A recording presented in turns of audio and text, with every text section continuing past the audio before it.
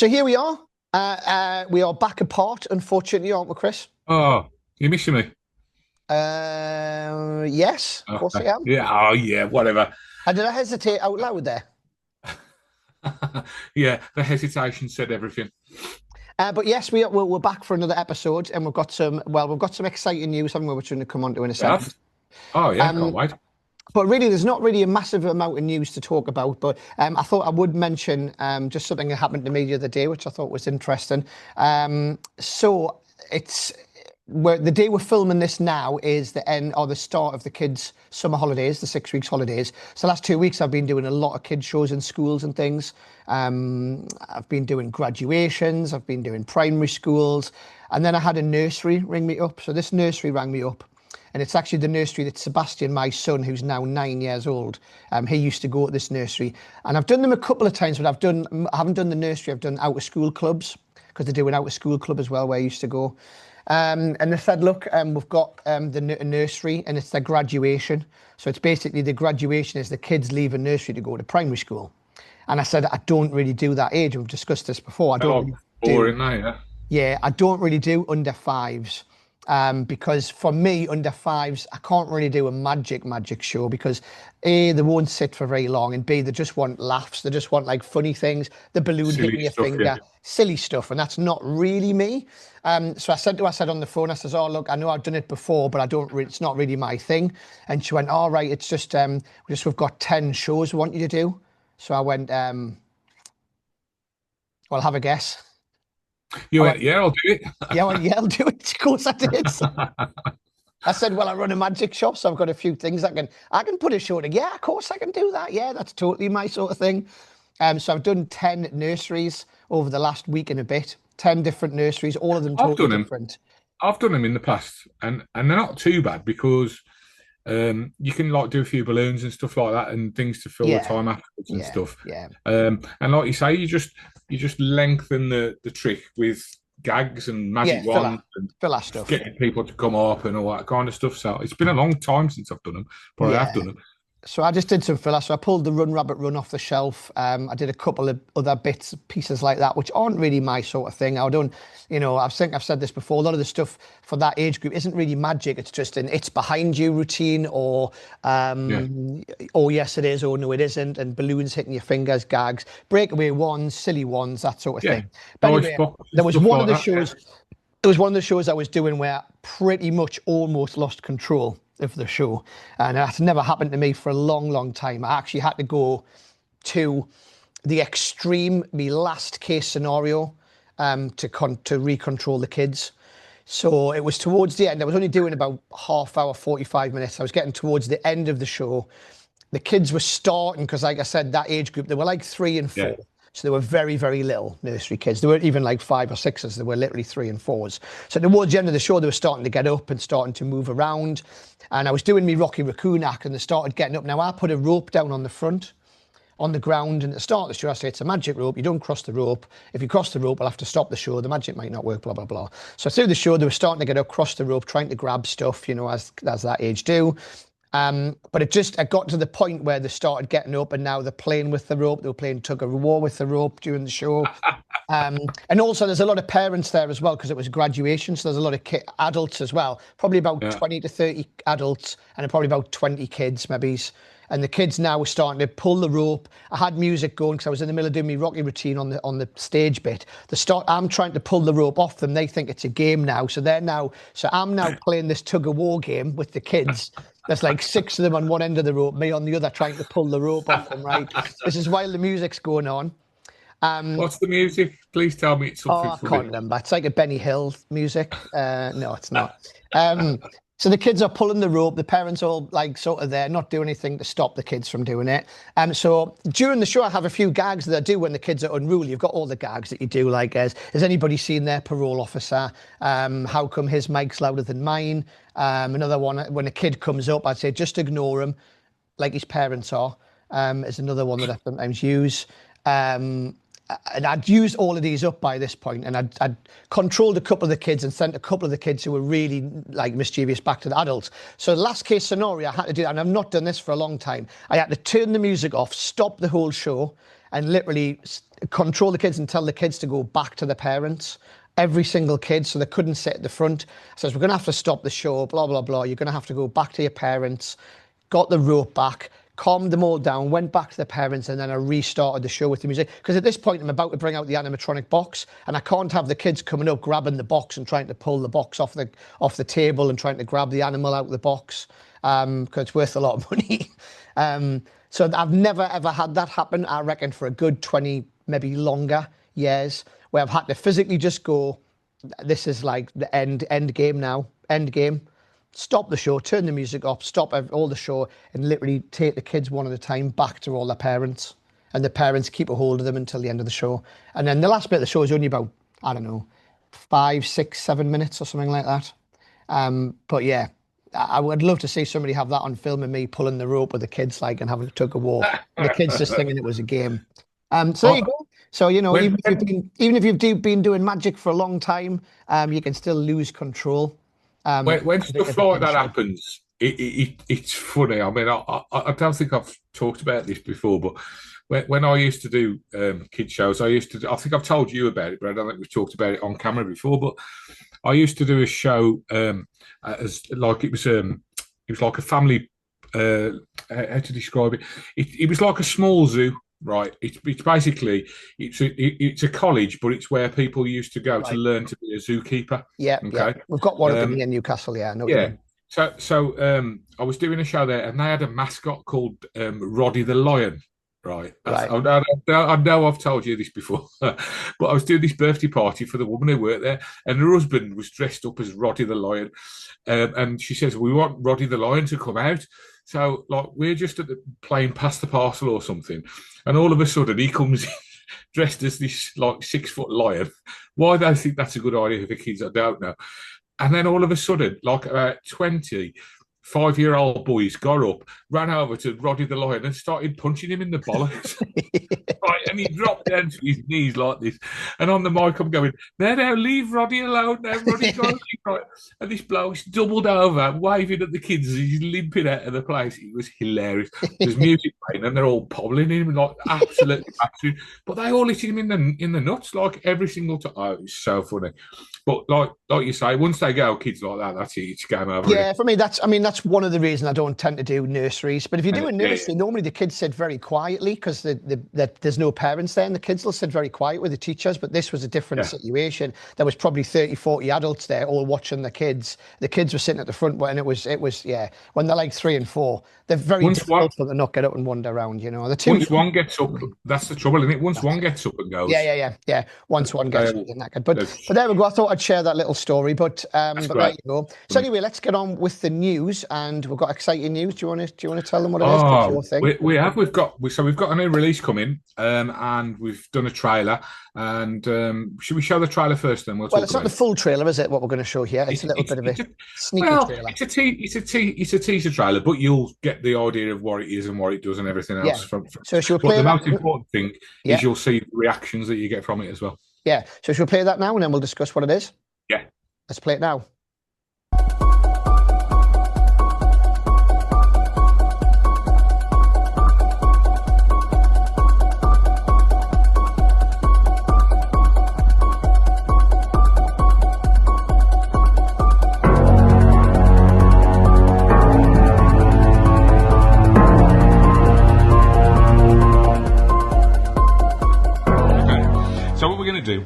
I'm going to put the web there.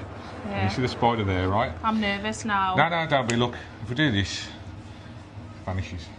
Right, it doesn't get far. There. Wow. Okay. Now watch this. If I do that, did you see that go? And it vanishes from here. And if you wave your hand over, it'll come back. You'll see it's visual. Over the top. Yeah.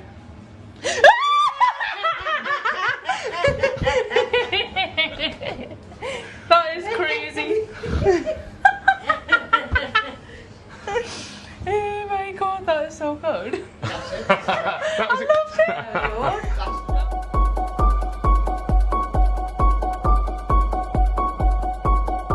So there we go. There's the trailer. And I think probably most people watching this, or most magicians who've been around the block, probably understand what that is. what the Yes. gimmick is and what the Yes. what the trick is, and Yes. the two things that you've managed to combine together to make it Yeah. what it is. And it's I've had this idea now for a few years, and up until now, we've not been able to get them made, and then you found a supplier to get them made and stuff. And the amount I've shown it to a few people already, and I'm talking about like well-known people in the business, and they've all gone, "Oh, what a great idea! I can't believe, this hasn't been done before." But it hasn't. So this is what it looks like. And for those people who are familiar with melt, when you take the card away, it stays behind. Yeah. Okay. I think as soon as people see this, by the way, they're going to say exactly what you just said. They're going to go, oh, man. Why didn't I think of that? Exactly. Yeah. Exactly. It's so obvious, isn't it? Yeah, I mean, I can't believe it's not been done before. But so there's a couple of reasons that I really like this. And I used to use Boris the Spider a lot. The phone app thing. The mobile phone. And the mobile phone, on more than one occasion, when they sort of screaming and did this, my mobile phone went flying across the room. At least twice. Once was at a really nice wedding at a castle somewhere. And this, what I mean, don't get me wrong, great reaction. She squealed. But the other thing is, because people squeal with that when the spider starts crawling across their hand because it looks real. Yeah. Right. Whereas with this, in the trailer there, that girl, I said to her before we started, "Do you like spiders?" And she went, "No." And I said, "Well, it's not a real spider." And I showed her the thing, and she was like, "Oh, that's all right then." And she was okay with that, but she still screamed at the end. Yeah. And then burst out laughing. Yeah, it lulls them in, it kind of lulls them into a false sense of security a little bit, doesn't it? I mean, we thought it'd get a good reaction, didn't we? When we sort of got the prototype through and everything. We know it does. But the reactions that it got when we were sort of filming, I mean, this was like people at work and people in the gym and stuff like that, and they just loved it, didn't they? Oh, there you go. This is the prototype. So it's going to come with a handful of spiders.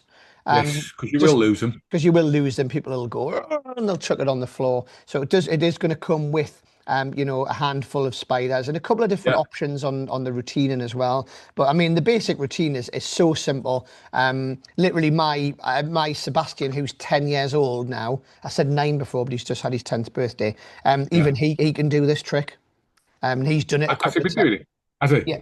He's done it on his friends, on with neighbours, actually, and he can do it. So that's how easy the trick is to do. It is. If you do the basic routine that comes with it, it's you can't get an easier. Yeah, I mean, the other version of this was the web that Murphy's Magic produced now. Yeah. And with that, I mean, it's like 4 cards, there's Elmsley counts going on, all this kind of stuff, which is, it's just it becomes or it can become like another card trick, or it's more cards to carry around and stuff. So this is all, it's like really self-contained, and it's dead easy to do. Even like you said, like just a beginner can do it. So I'm really excited to get it out there. It's a great trick, super simple to do. I don't know what else to say about it. Would I buy it? It's still a few weeks away from being. No, it's still a few weeks away from being ready. Yeah. But anyway, we thought we'd just sort of share what it is, so people can get an idea of what it is. It's just like, I don't know, it's a great idea. I wish I'd thought of it. Let us know what you think down in the comments. And it'll come ready to go, and it's easy to carry as well. Packs very small, plays big.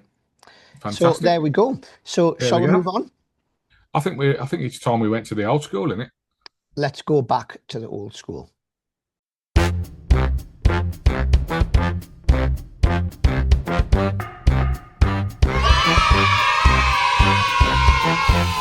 Here we are. We're at the old school. We need to get some teachers' hats for this. Some teachers' hats we could do. And this week's old school is an old Magicbox trick called tight squeeze. Now, this is kind of old school but new, because this is a slightly different or newer design of tight squeeze. But for anybody who doesn't know tight squeeze, they don't know the effect, we'll play a performance of it now, which is me performing it here at Magicbox. So here we go. Watch the performance and we'll talk about it after.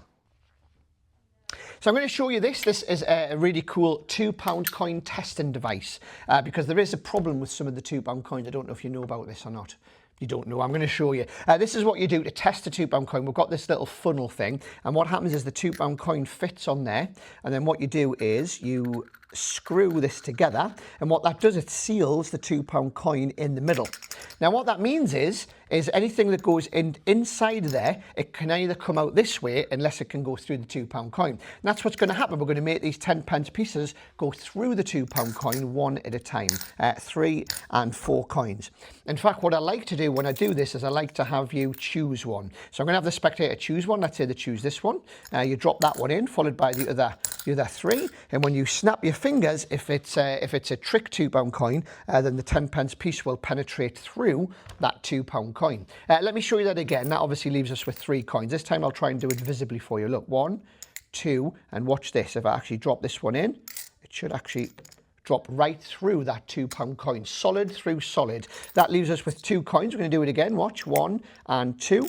And you can actually see it go all the way through there. That leaves the last one. We're going to do this one a little bit differently. What we're going to do is we're going to gather these 10p pieces up like this. We're going to take this 10p piece. I'm going to place it inside of my pocket like this. Although people think it's in the pocket, but actually I've got it palmed. This is called a magician's invisible palm. I don't know if you can see that on the camera. Can you see that on the camera? It's invisible. But what you do is you take that 10p piece and you drop it inside of here. And what happens is it should go all the way through, giving you all 4 10p pieces and, of course, a solid £2 coin. And now everything can be examined and there's nothing to find. And that is Tight Squeeze.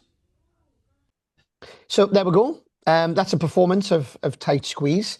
And this is the sort of gimmick here. Now, the original one of these that we used to sell was a little brass thing, and it was about this big.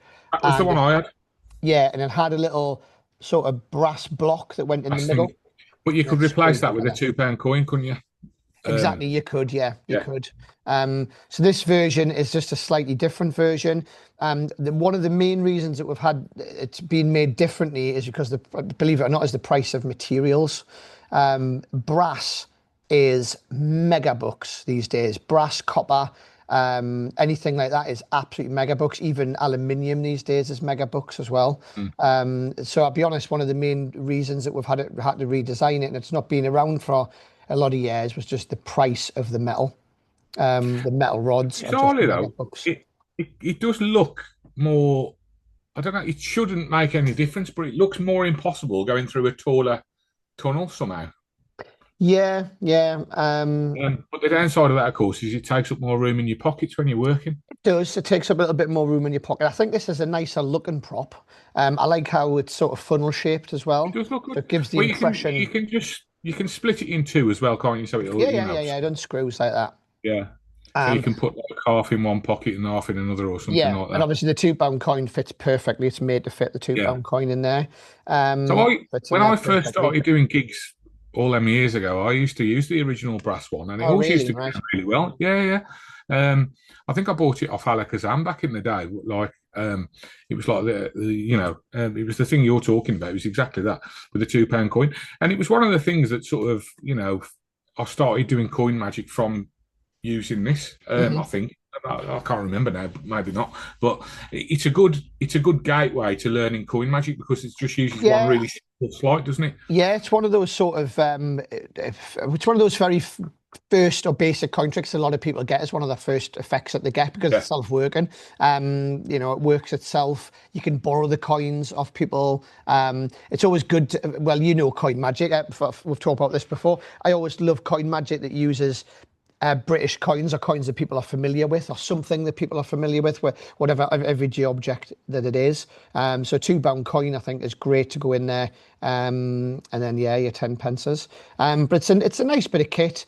Also, the good thing with aluminium is it doesn't tarnish like the old one did. So the old one used to tarnish, and it would go different colours because of the type of metal that it was made from. Whereas this will never do that.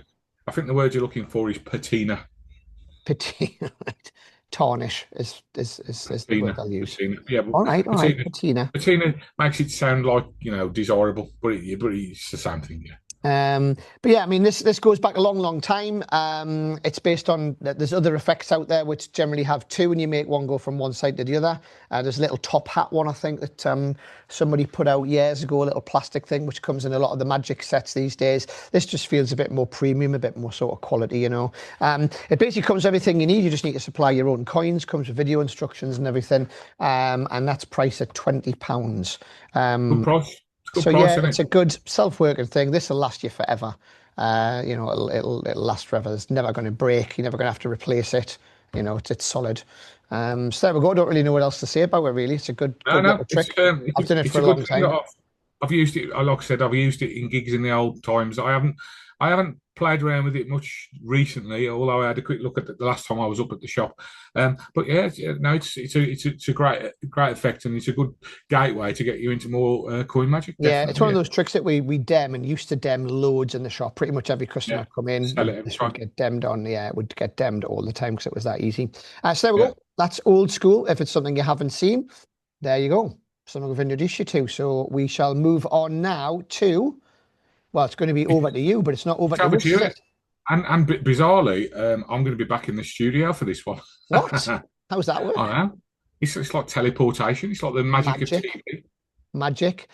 So the person, we've got a little bit of a sort of guest person on, haven't we? And this person's been doing magic for a long time, hasn't he? Oh, longer than I've been. While I was wearing short trousers, he was probably going out doing gigs. Well, you know. So the person we're talking about is, of course, Mike Donoghue. Now, Mike Donoghue is a northeast magician who lives across in Durham. And through the years, he's done all different types of magic, from kids magic, close-up magic, stage stuff, family stuff. He's been there, done it all. Sadly, or unfortunately, Mike did suffer with throat cancer a few years ago. But he's still out performing, and you know what? He's still sometimes his speech isn't as good as what he wants it to be. And he asked me to apologise in advance, not that you need to apologise, just in case anybody can't understand what he's saying. But I think you will. I think it's pretty straightforward. That's more his accent than his voice, to be honest. He is. I mean, he has got a bit of a Mackham sort of Sunderland twinge, which unfortunately, but apart from that, he's a good lad. Don't like. But one thing I'll say about Mike is, before we show the interview, is he's just as enthusiastic now about magic and new products as he ever was. Now, a lot of people, including me, and I'll include myself in this, is as you get older and as you do magic professionally, you do lose your passion a little bit. You don't tend to buy as many new tricks as you once did, and I'm sure any professional watching it will agree. You've got your set, haven't you? You've got your set of stuff that you do, and it's difficult for you to take something out to put something new in. Mike does this every week. Every week, he'll be on the phone asking what's new, and he'll come into the shop and he'll be looking at the new stuff, and he'll generally buy it and take it away, and he puts it into his set. And he's been doing magic, 30, 40, 50, I don't know how many years, and he's still that enthusiastic about it. So anyway, so here we go. Over to him. Over to him.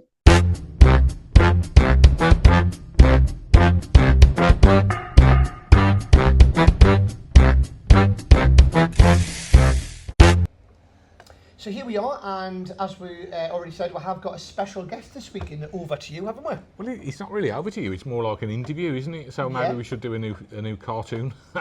But no, don't say that, because Taylor will not be happy. No, he won't be happy, will he? Yeah. No, nobody gave Taylor a speaking part. Oh, I have. Yeah. Wow. So this is our mystery guest. It's Mike Donoghue, everybody. Hey, hello, Michael. And it's great to have you in the studio. Thanks for joining us. Good to be here, meeting two friends. What? Meeting two old friends. Excuse my old friends. I'm not old. Yeah, you are. I'm the not old as old one. as me. Retired. Nah. It's not your voice that's the problem, mate. It's your accent that I'm struggling with. And I know I can talk with an accent like this. So we thought it'd be nice. We've been asked a few questions lately. They've got us really chatting. And one of the questions, we'll throw them at least two or maybe three at you. Yeah. So the first question, and this is one we both had fun answering, and we went on for quite some time, is can you remember your first experience of live magic and what impact it had on you? Yes, I can. I can remember seeing, well, not the first. The first experience was David Nixon's shows. David Nixon. So Yes. what year was that? Probably 1920, something like that. And I didn't think he was a particularly good magician. Not compared to some of his entertainers, Paul Daniels, but apparently he was loved. But I used to watch it for the guests. I saw a lot of amazing guests on the Nixon show. I saw David Berglas, who was any card at any number. And when I was at Mr. Berglas's house, he took us to the magic show. As David Berglas, a memory man who introduced me as Mike Douglas, not Mike Donahue. Mike Douglas. Yes, it was always Michael Douglas. But, and I mentioned to him doing his any card, any number, and he said he wasn't on that, so I went, you were? And he went, oh yes, David was ill. I did from, so that was another experience. Was that the first magician you saw ever? We're also talking about like live, like in the when flesh. I was like 9. Yeah. The first person I saw live was Russ Stevens when I went to the show. Yeah, And I saw a kid. We was talking about this on a previous show, but I was entertained at my birthday party. And I can't even remember the guy's name, but I remember him doing the linking rings, and it really had a big impact. So, can you remember the first time you ever saw magic live in the flesh? Yes, I can. So, somebody at school performing magic, and you did trick with a handkerchief, got you to take your hanky out of a tissue, and all he did was wave it, and that was the trick. He didn't experience, so I was disappointed. Because I used to buy magic books from bookshops in the library. I should take them back to the library as well, but they were always overdue. So they were my first experience. So your first experience of live magic? The very first experience is where I broke his thumb off. And I tried to do it. I'd forgotten about that. The next experience was my granddad used to take his false teeth out. I used to try, by the time I was 37, I realised how he was doing it, you know. Nice.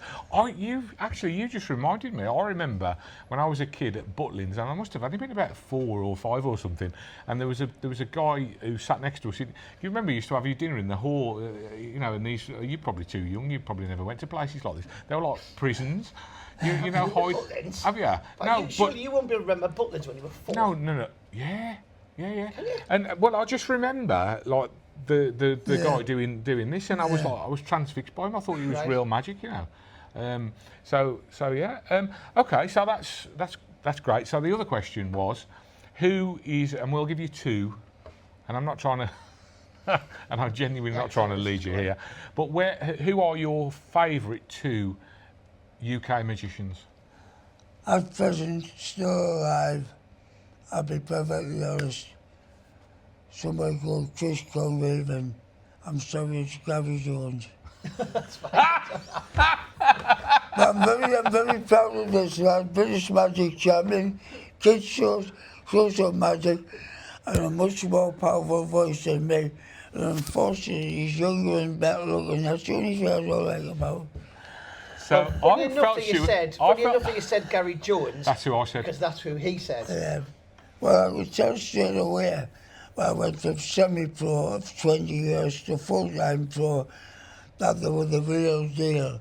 They knew what they were talking about, and the stuff was parallel. It was bang, bang, straight to the point, very entertaining, very likeable, no ego, and effect. What? You're talking about Gary Jones, obviously, yeah? Yeah, no Gary Jones answers. Very entertaining and a likability factor. If you feel comfortable, and they're not one of these who walk in with a case and say, look, I'm important. You're not important.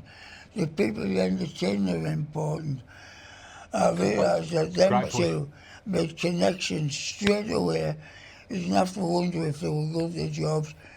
Chris's patter, I was listening to Chris's jokes and patter. Well, I wouldn't have just eaten cornflakes, really, and doing that well. So, hand washing out, you entertain. As soon as you meet them, you think, this is going to be good. That's what it's about. I genuinely didn't think you were going to say that, and I feel a bit embarrassed. Well, but in a good way, in a nice way, thank you. £1,000 round the corner before coming upstairs. Get what I've paid for. So, Final question then, mate. How many? Put a number on it. How many? For people who don't know you, how many gigs do you reckon that you've performed at over your career? And you've done a lot. You did close up. One of the busiest stage, kid stuff. Yeah. So you've always been an all-round performer. Yeah. One of the busy. When I first knew Mike, he was probably one of the busiest magicians I had ever met, apart from probably Gary. Yeah. Gary was always that busy. And, Well, that's 20 years working at a job at a factory, and every weekend I was up and down the country. Was it Nissan you worked at? I worked at Johnson Controls, they supplied stuff to Nissan. Yeah. So I was very busy doing that. I also took watches. I took over 4,000 watches because I used to put me down with the watches and ties. Both contents would take over. So 4,000 watches? 4,000 over. And what do you reckon was the most expensive watch you ever nicked? Well, I got one on Express, which I worked about 120 times. One Express isn't a lovely, luxurious train. Nobody gets murdered on it, honestly. And it's the hardest job you can do. Because the backwards and forwards, the people are very drunk. And they said piss there, but you know, it's still there. Very drunk. Yeah. And there's somebody walking about playing a violin or some other caricatures, and somebody playing a banjo, and you've got to make sure you get it, because it can be a 6 hour or 4 hour job, and you don't get fed, you get a coffee or a water. And it's exhausting. It could be anywhere from Aberdeen to London, and they take about 6 weeks to pay it, but sometimes it was 6 months when somebody else is the place. Yeah.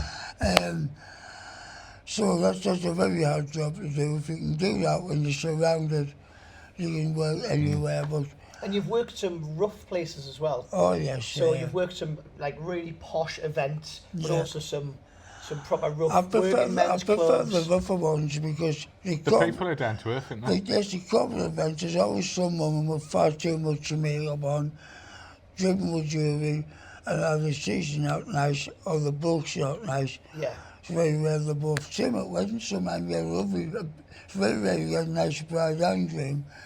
One of them's always got like it's a special day, but you've just got to make it special for them. Golden rule when you're doing close-up is don't ask them if they want to see something. Yeah. And the other golden rule is don't walk in with a case because they'll never use half the stuff in it.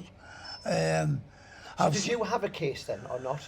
I had a little case I kept in the car. It was a CD case where I took the insides out and had some stuff which would be bigger.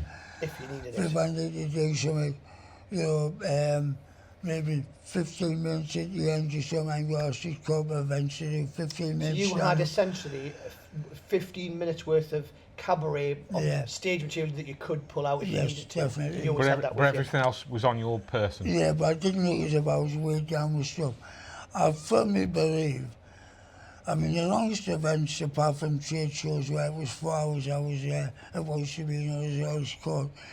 The longest you normally work is a couple of hours at corporate events at Christmas, and they always call them in. You can't do that when you go in the room. They go get the tents at the tables. So some bloke comes in with a microphone, then you're not needed, and plays this stupid heads or tails, which takes over to the sea. It is Heads or tails. Yeah. That game. And how many times I've seen that over the years? It's unbelievable. Heads or tails at the start of the night. After you've done the drinks reception, you go in and play the heads or tails. John, you stand there doing note. John Morton's got a great. I think it was John. Has got a great idea for that. I'm sure it was John. Where if you say to the booker that you'll run the game for him, you can actually fix it so the person that you want to win wins, which is an interesting idea, isn't it? You know, if you want to award like a certain person with a big prize or whatever, you can. You know the whole thing about just feeling the coin as it lands. You can feel it, you know, and you can look where they've got their hands, and you just like flip you know, it, turn it, and just flip it or turn it so you make the person win. Well, I think that's everything, isn't it? So, what was the last piece of advice you were going to share then? All I was going to say is a lot of experience. It's 20 years as a semi-pro, working most weekends, and very busy for, well, doing between 250 to 300 events genuinely, not reducing part, but genuinely for about 15, 16 years. Few residencies lasting 6 to 8 months, but I had a residency where I had a show every single week. I would pick a Friday, Saturday, Sunday, or not turn up. You know, because obviously the residencies are residency price, and every single Christmas year. So I had 53 events before doing anything. Yeah. So you had 53 events from your regular before you'd even took any bookings. Yeah. And you get, and well, the other bit of advice actually which comes from that is when you're doing your regular, your restaurant work, that's where you get your bookings from. It is, definitely, because you get the chance to see you, so you don't have to ask any questions. And that's where the bookings tend to come from. And I've got a few TV things as well. So you actually, it goes on to a different thing, you actually did at the same time as me, you and Paul Linton used to do the Post House. Do you remember back in the day that was another regular? Yes, that was very in the early days. That was like back in the sort of late 90s, early 2000s. It was when you just get out of nappies, I think. It's very true. He's still in them, like. And I know I was going into the Post House, and you might have been in the week before, or you might have been in the week after. So we did sort of the similar sort of stuff, and you did the Italian restaurant as well, didn't you? I did, yeah. It's interesting the feedback you get off other people for other magicians when you do a regular gig. Yeah. I remember I had one of my residencies back in the day was a Frankie and Benny's. Remember Frankie and Benny's? Yeah. The Italian themed restaurant. Well. And I was doing one of them one week, and there was a load of teenage lads in there. And at that time, one of my regular tricks was a bill switch, using a thumb tip. And I used to, so I did the bill switch. I borrowed a note off like one of the parents or one of the kids, can't remember. But there was about 4 or 5 teenage lads in this group, and I borrowed a note, turned it into a 50, and then I used to turn it back and then say thanks very much, and then put their $5 in my pocket, and that's when I cleaned up and bring it out, hand it, gag. And the guy said, "Oh, that was amazing. Not like that bloke who did it last week with the plastic thumb." So I'd done exactly the same trick. But Yeah. I love the Greg Wilson version of it, where you change it about 6 times. Yes. And after you change Is it it 100, 500 or something like that it was called, I think. Not where you flip them and change them, just with a thumb tip with a special note. I think this was called Foreign Affair. Yes, it was. That was it, yeah. And it was a misprinted note, can I say that? Yeah, it was. You could cheat, like you said, yeah. It was good. Now normal people will be watching this. True. In fact, there'd be non-normal people watching this, never mind. Just weirdo magicians. Well, I think that's it for Over to You this week. So, Mike, thanks so much for joining us, mate. Thanks for inviting us. It's lovely to see you, Thank my you very friend. much for coming in. I apologise to any viewers, since the cancer, my voice is deteriorated, the strength and everything, so I apologise. Just before you go, you still perform? Apologise for your accent. I will still perform, but just I would go back to my residency any time, but I went on last Christmas. I did taking a bit of time off from it, and I realised it wasn't just rushed. The hands don't work the same, and the speech I cannot put weight on after a cancer, You're still very, very enthusiastic about magic. Oh, I still love Your it. enthusiasm is never sometimes when you become pro, you don't you're not as interested in the new stuff as much. Yeah. You're ringing me up every week going, right, what do you think of this? What do you think of that? It's been my friend for years. We forgot one more thing. While I was recovering from my cancer, I did a little bit time working at a magic shop. I can't remember what it was. It was a good one though, wasn't it? That magic shop you worked in for a while. I can't for what it was. And if you've got his tight in case I steal anything from the shop, that's terrible. I've known him since I was a kid, seen him grow up to be British magic champion. Thank you very much. Appreciate that. Thanks, Mike. And thank you for your time. So let's move on. Move on. Where are we moving on to? Review time? Let's move on to reviews. So there we go. That was over to Mike Donoghue, and that just leaves us now with reviews. So shall we get on with the reviews? So let's get into review number 1.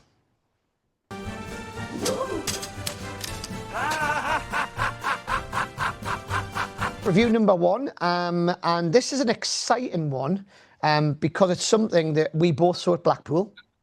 It's an exciting one because you can't find it. Was it that obvious? You're like, where's that gone? Was it that obvious? And it's Diminish by Damien Sir. Yes. So are you going to show the trailer first? Yeah, sure. Can we put the trailer? So we'll play the trailer, then we'll discuss it. So here's the trailer. This is Diminish. So Diminish is the result of an obsession I've had with Vanishing Deck.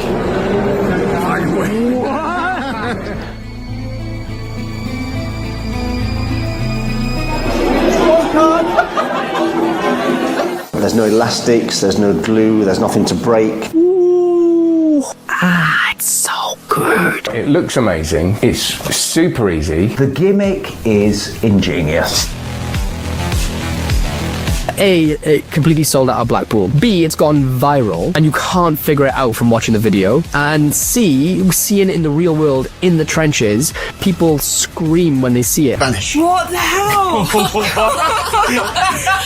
And it's that extra phase, that extra quarter vanish, which Damien has built into Diminish, and it is a beautiful, beautiful additional moment. This looks the most real. The bottom line is, this is an exceptional way to vanish a deck of cards. If somebody created a toy car, this is the Optimus Prime Transformer version of that car. So you've got a deck of cards.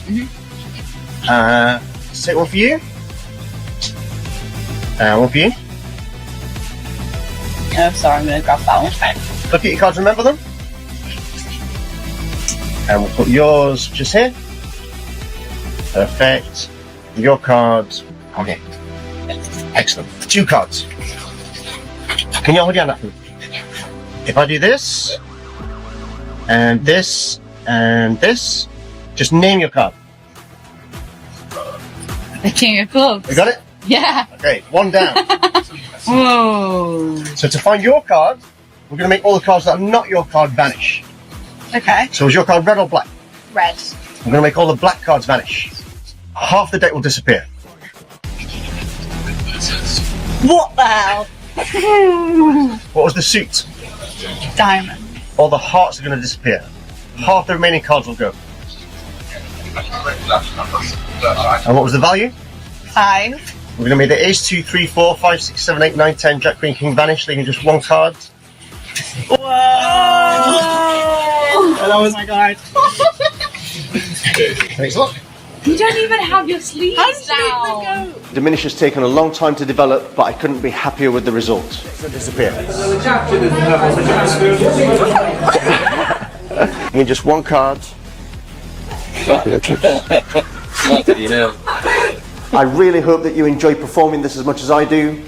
My name's Damien, and this is Diminish.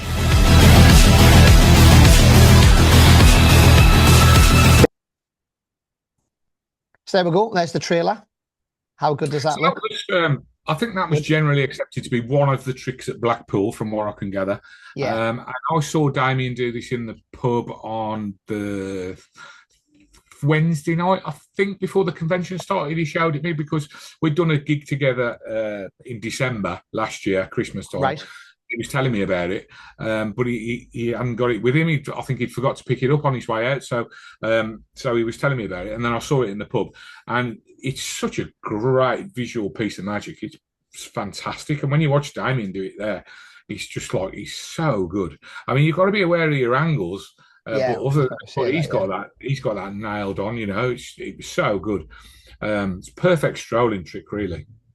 So I already do 2 deck vanishes, and one of the deck vanishes that I do is Paul Litton's deck vanish, but I haven't yet because we're actually sold out of these, so I couldn't actually physically take it away to do it, but I am today. I'm going to take one with us. I'm going to do his deck vanish but add this to it. So his deck vanishes to get rid of the rest of the pack is a really good little thing which I teach in my lecture, to get rid of the pack, and I'm going to add that gimmick onto it. So I vanished the pack. I've got the 1 card, which, by the way, I've got rid of the deck ages ago, and now I'm going to add that gimmick onto it so that I can do the vanish slower rather than how I normally do it. Is I take the deck and vanish it. There's only 1 card left. So I'm adding this that's to it. I've never seen a deck vanish where it goes a little bit at a time Slowly, slowly. Yeah. Which is what he's brought to the table here, and it's such a visual thing, you know. And is he in it, the way he performs? He's like, okay, was your card black or red? Right, I'll get rid of all the red cards. Was it a heart or a diamond? Love I'll that. Get rid of Love the diamonds. You know, and then bang, I've just got one card left. And it's great idea. Brilliant idea. And you can see the genuine reactions that it gets off people when it vanishes a bit at a time. Even magicians as well. Because in the trailer and stuff, some of that was filmed at the Magic Convention. So some of those reactions, it's not all of them, from magicians. Yes. Yeah. Sorry, there is another couple of similar type gimmicks to this on the market, which do vanish the deck slowly. But what I will say is this is far better made, and it's much easier to handle than other ones that I've seen on the market. I'm not going to mention what the other ones are, but I know there is at least two out there which do a similar thing. But this is it's much superior. It blows them out of the water, in my opinion. Well, I had a play around with it, so Damien sort of let me play around with his, and it's a little bit knacky, but after about 2 or 3 goes, I'd pretty much got it. You know, it's not difficult. It's not difficult. Let's be cut to the point here, though. It's not self-working. It's not something you're not going to pick this up and be able to do it straight away like some of the other stuff.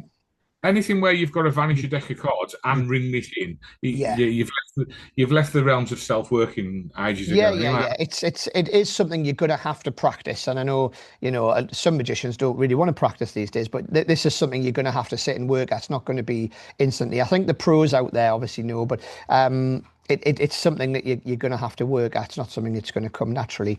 It's something it's worth it. It's definitely worth it. Yeah. I mean, I think it's really, really good. I like it. I think the gimmick is well made. How long will the gimmick last? Is a question. I think it lasts a lifetime. I think you might have to repair it after extensive use. Maybe. I think. So like there's a bit of sticky tape essentially would fix it. So I think eventually you will break the gimmick, but you can't break the actual body of the gimmick, if you know what I mean. It's really well made. Yeah, it's really well made. You may have to repair it at some point, but it's very well thought out, very well made. I would rate it highly. Would I buy it? Do I like it? Yes. Would I buy it? Yes. Am I going to use it? I'm going to try it. Yeah, I'm going to use it over the next couple of weeks. Now we've got them in. The first batch of these sold out. He sold out at Blackpool. I know that. He sold all the stock he had at Blackpool. Then I tried to get them direct off him, and he said he had a deal with Murphy's. And he says, literally, as soon as I've sent them to Murphy's, I'll let you know. We ordered X amount in, and we got the first batch of them. They sold out straight away. This is the second batch. And I think currently we're the only people who's got them. We've got limited numbers because Murphy's haven't got any more. So we've managed to get a limited amount. But there you go. Your thoughts? Oh, same. Yeah, absolutely agree. You're using it already. So there we go. I haven't got one. I haven't got one yet, but I think I will get one at some point because I think it's just I just love that, sort of taking a full pack. This is, as far as the spectator sees it, is from 52 cards down to 1, and it's their card, and that moment at the end when you sort of hand them their card and you're left, you are left a little bit dirty, but it's done in such a really, the way it's routine is superb, and all the heat is off the dirty hand and it's on the card that's left, so it's great. I would buy one and I would use it. Definitely. So there we go. Diminish. Well done, Damien, sir. And we'll move on to our next review. So the next review it's more of a stand-up piece, and it is a Magicbox by Mark Shortland. So is there a trailer we can show for this or not? There is a trailer. We'll play it now and then we'll explain more about what it is. Cause I don't think the trailer, for people who don't know what it is, because it is actually an old school trick, it's been re-released. So we'll play the trailer, then we'll explain exactly what it is and how it works. So here's the trailer.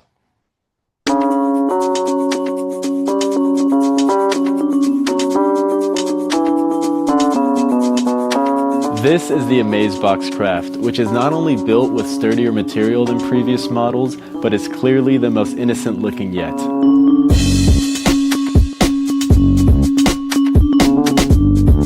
This ballot box could be passed around the audience or left on stage in full view, as spectators are invited to write anything on a piece of paper and drop it inside of the box. Whenever you're ready to begin, Anybody could open this box by themselves, and when they reach inside and pull out a slip, you could force exactly what's written on the piece of paper that they take. The Amazebox holds hundreds of billets or playing cards, is fully examinable, and works 100% of the time. Many professionals, myself included, use this all the time in our shows because it's just that reliable. It even packs flat and comes in a custom envelope for maximum portability. This is the Amazebox Craft, and it's available now.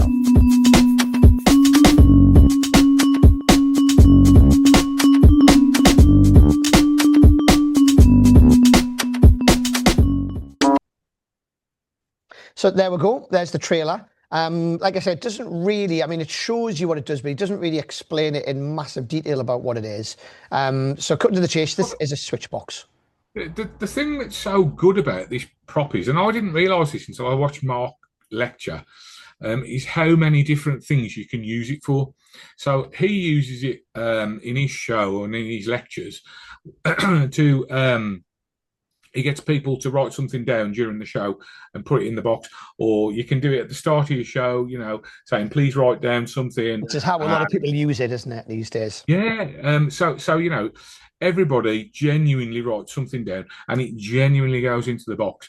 But when you open it up, and it just looks so fair, when you open it up and somebody else can reach in and take them out, you can force an item. Yeah. And it's that. Well, and also, by the way, what we might have missed out there is the spectator can open the box. You don't have to touch the box. You don't have to touch the box at any point. You can put the box at the front of the stage, throughout the show, people put bits of paper in it. You never go near it. Another spectator opens it, reaches in, takes one out, and it's forced. Yeah. So it switches them as they open the box. Yes. Invisibly. So it's incredibly clever. It's like incredibly clever. You can't get any more self-working, can you? You never touch it.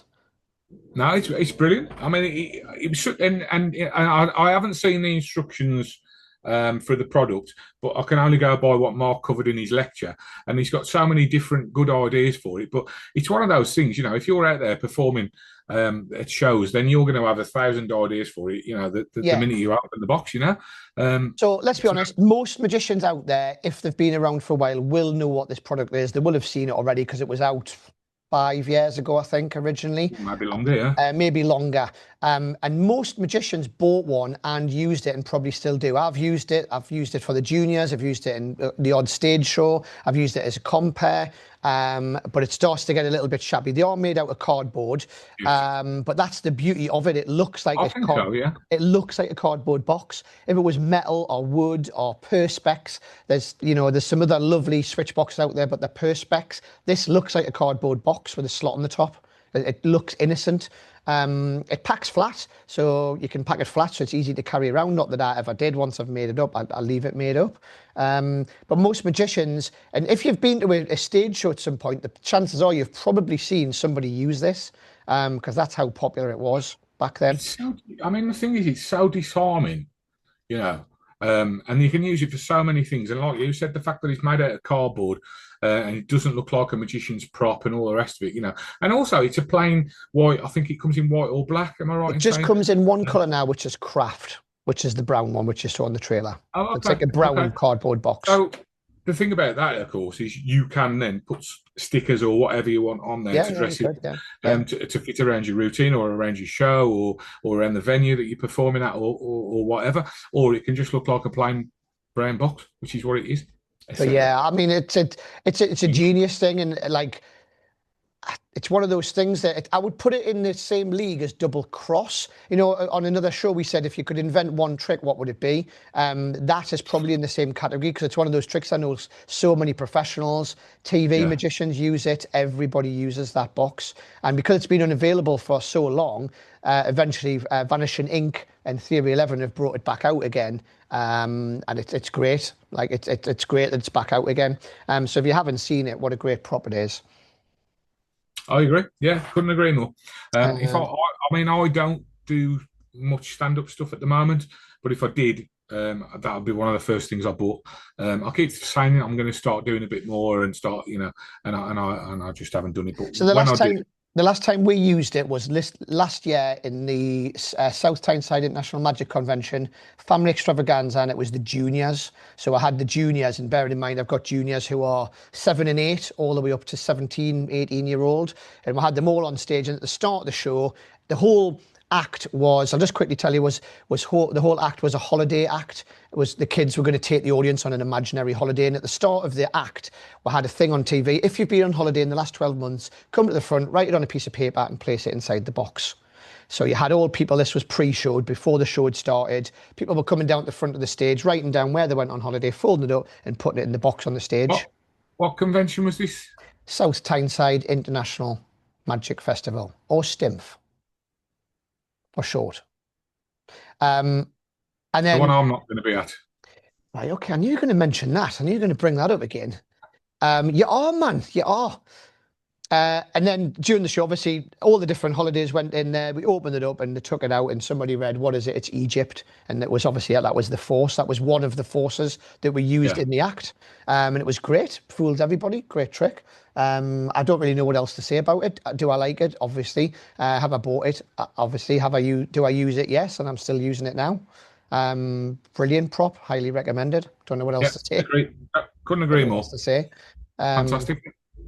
So there we go. That's the end of the reviews. So let's wrap it up. That's it. That's another week gone. Blimey, this year's flashing past, isn't it, mate? It is. I don't even know what number episode this is, but and you know what? We're in the 20s now. And we're in the 20s.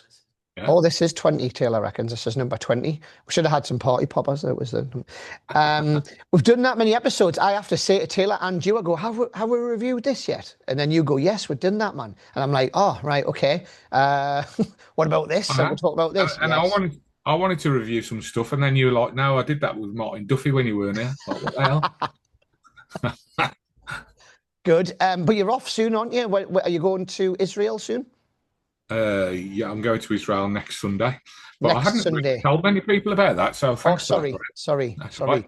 Well, I just wanted to mention it. I was just going to say, if you don't come back, can I have your lecture notes? And also, any other, if copies of stuff that you've got, can I have them? Can you leave them in your will to me?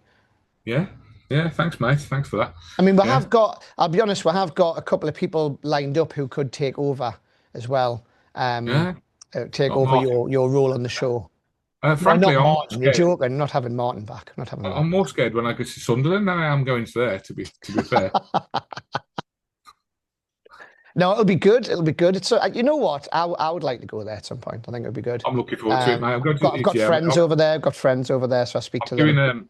I'm doing a lecture in Tel Aviv on the Monday, sorry. And then I'm doing a workshop on the Tuesday, and then I fly home on Wednesday. Wow. So it's just a quick in and out job. Yeah. Brilliant. Well, enjoy that. And we'll see you same time next week. Anybody who's got any questions, please send them in as usual. And let us know what you think about our new trick. Yeah, let us know what you think about the spider trick, which is called Eek. Eek, because they go eek. Is that what they do? Happy week. See you all. See you later. See you next time. All out.